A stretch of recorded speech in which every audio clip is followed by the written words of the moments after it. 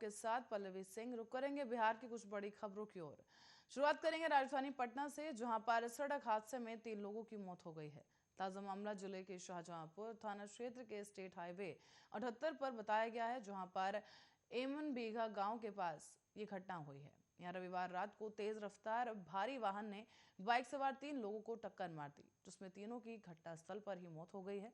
इस घटना के बाद से सूचना पर पहुंची पुलिस ने तीनों के शवों को कब्जे में लेकर पोस्टमार्टम के लिए नालंदा मेडिकल कॉलेज भेज दिया है।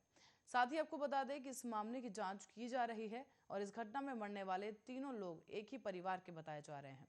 मृतकों की पहचान फतुहा थाना क्षेत्र के गौरीपुंदह गांव निवासी रीता देवी, उनके भतीजे पंकज राउत और 15 साल के पोते सुदामा कुमार के रूप में की गई है। घटना के संबंध में परिजनों का यह कहना है कि रविवार को भतीजे और पोते के साथ बाइक पर सवार होकर रीता देवी अपने बेटे की शादी को लेकर लड़की देखने सोहगी गांव गई थी।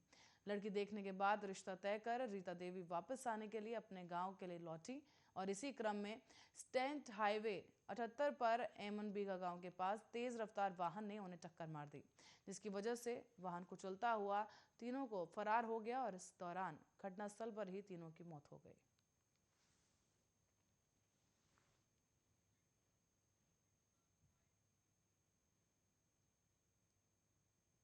और बिहार के मुख्यमंत्री नीतीश कुमार के गृह जिले नालंदा में जहरीली शराब पीने की वजह से 13 लोगों की मौत हो गई है।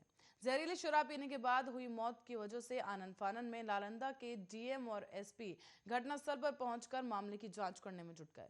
इस पूरे मामले में नालंदा के डीएम शशांक शुभांकर ने कहा है कि पहली दृष्टि से जहरीली शराब पीने की वजह से ही मौत का मामला लग रहा है, लेकिन पोस्टमार्टम रिपोर्ट आने के बाद ही मामले की सही जानकारी मिल सकेगी।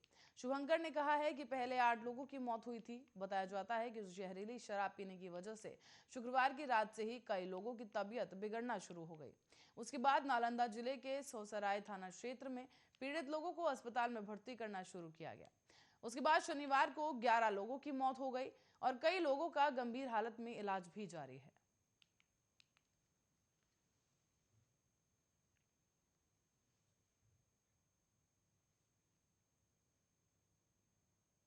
और वैशाली जिले के गदाई सराय में एक व्यक्ति के बनाए गए हैंडमेड जूतों की काफी तारीफ हो रही है। महज 600 रुपए में प्योर चमड़े के साथ ये जूते मिलने से स्थानीय लोग काफी खुश हैं। दरअसल गदाई सराय का रहने वाला सुजात राम ने हैंडीमेड डिजाइनर जूते बनाने की कला सिलीगुड़ी से सीखी, जिन्होंने लॉकडाउन में बड़े जूते की कंपनी में काम छोड़कर वैशाली में हैंडमेड जूतों की दुकान खोल ली। सुजीत राम ने बताया है कि सिलीगुड़ी में सबसे पहले उन्होंने जूते और सैंडल बनाना सीखा था। इसके बाद कई सालों तक सिलीगुड़ी के एक फेमस जूते की कंपनी में उन्होंने काम किया। इस दौरान वो पूरी तरीके से जूते बनाने में पारंगत हो गए और 2 साल पहले ही सुजीत लॉकडाउन में घर वापस लौटे। इसके बाद उन्होंने अपने गांव गदई सराय में ही अपनी एक दुकान खोल ली। बेहद कम पूंजी होने के बावजूद स्थानीय लोगों ने उसकी मदद की और अब वो हैंडमेड जूते चप्पल की दुकान चला रहा है। इसके साथ ही अब धीरे धीरे इसकी लोकप्रियता भी बढ़ने लगी है। स्थानीय लोगों के अलावा दूर दराज से भी कई लोग यहाँ पर हैंडमेड जूते खरीदने आते हैं।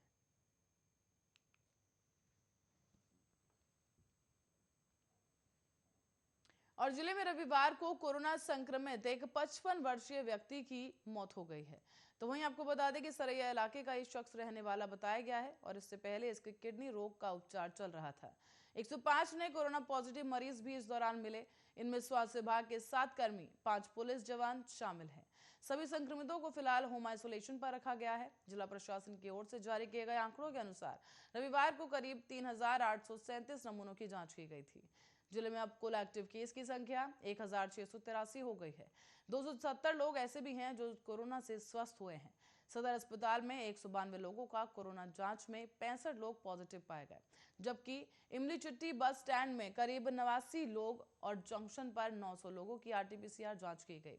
इसकी रिपोर्ट मंगलवार तक आएगी। और संक्रमित की मौत के संबंध में आपको बता दें, एसकेएमसीएच के अधीक्षक डॉक्टर बाबू साहब झा ने बताया है कि 14 जनवरी को उक्त मरीज को किडनी संबंधित जांच के लिए अस्पताल में बुलाया गया था। कोरोना जांच करने पर वो संक्रमित पाया गया। उसे गंभीर हालत में कोविड वार्ड में भी भर्ती किया गया, जहां उसका इलाज किया गया, लेकिन रविवार को उसकी मौत हो गई है। कोविड प्रोटोकॉल के तहत उसका दाह संस्कार किया गया। एक सप्ताह पूर्व करीब सकरा थाना क्षेत्र के सैदुल्लापुर इलाके के हृदय रोगी कोरोना संक्रमित की मौत हो गई थी।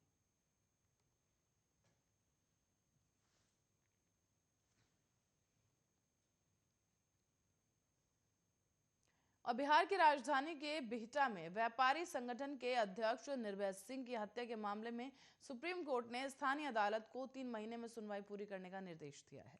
साल 2017 में हुई इस हत्या के मामले में धीमी सुनवाई पर न्यायाधीश एल नागेश्वर राय और ऋषिकेश राय की पीठ ने नाराजगी जताते हुए यह निर्देश जारी किया है। दरअसल सुप्रीम कोर्ट इस मामले में पहले ही पटना हाईकोर्ट की ओर से आरोपी को जमानत देने के फैसले को रद्द कर चुकी है। निर्भया सिंह के भाई अजय कुमार की ओर से पेश हुए अधिवक्ता ने पीठ के सामने अपनी दलील में कहा कि मामले में सभी गवाहों के बयान दर्ज किए जा चुके हैं और आरोपियों के पास अब कोई गवाह नहीं है। इसके बाद पीठ ने सुप्रीम कोर्ट से आदेश की प्राप्ति के लिए ट्रायल कोर्ट को भेजने के निर्देश दिए और मामले में प्रगति का आकलन करने के लिए सुनवाई को 4 अप्रैल तक के लिए स्थगित कर दिया गया।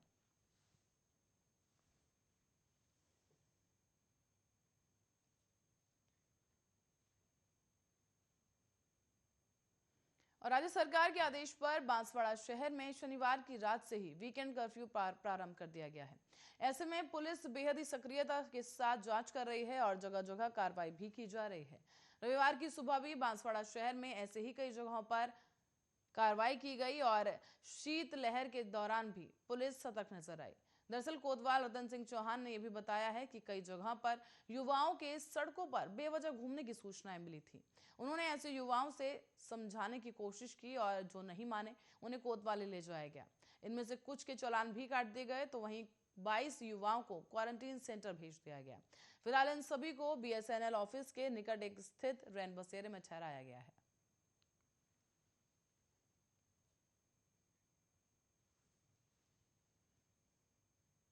और बिहार में शराबबंदी के कानून के विरोध ने एक बार फिर से जोर पकड़ लिया है।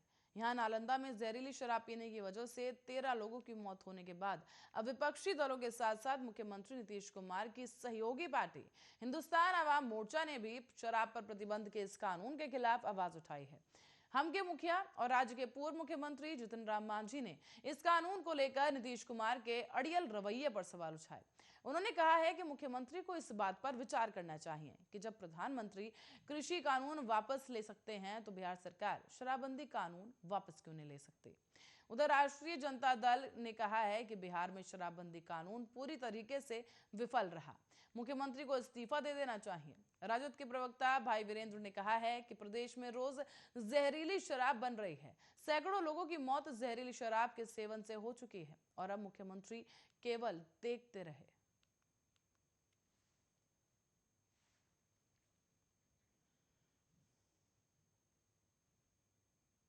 बात करेंगे आम आदमी पार्टी की, तो आम आदमी पार्टी के कार्यकर्ताओं पर पटना के कोतवाली थाना के मामले में दर्ज किया गया है। पार्टी उपाध्यक्ष मनोज कुमार ने इसको लेकर नीतीश सरकार पर हमला बोला। उन्होंने कहा कि हमारी लोकप्रियता से घबराकर सरकार अपने अपराधियों पर दबाव बनाकर फर्जी मुकदमा करवा रही है। दरअसल 26 नवंबर 2021 को संविधान दिवस और आम आदमी पार्टी के स्थापना दिवस के मौके पर पूरे बिहार के आम आदमी पार्टी के कार्यकर्ताओं ने राजधानी पटना में एकजुट होकर तिरंगा यात्रा निकाली थी। वीरचंद पटेल पथ होते हुए जयप्रकाश नारायण की मूर्ति के पास ये यात्रा समाप्त हुई थी और इसी को लेकर 2 दिन पहले ही पटना के कोतवाली थाने में आम आदमी पार्टी के दर्जनों कार्यकर्ताओं के ऊपर मुकदमा दर्ज कराया गया था।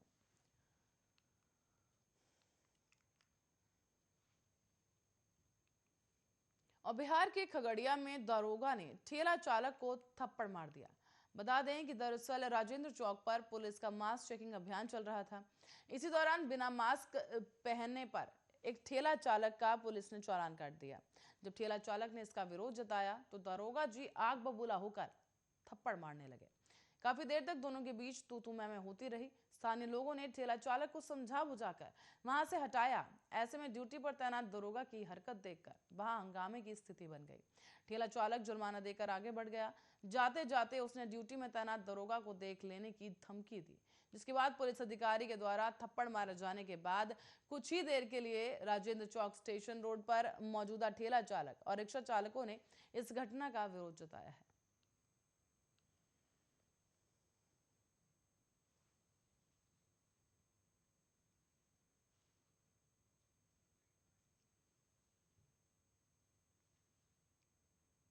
और बिहार में खाद्य संकट के बीच लोजपा के राष्ट्रीय अध्यक्ष और सांसद चिराग पासवान ने बिहार में किसानों की उनकी जरूरत के हिसाब से खाद नहीं मिलने पर चिंता प्रकट की है।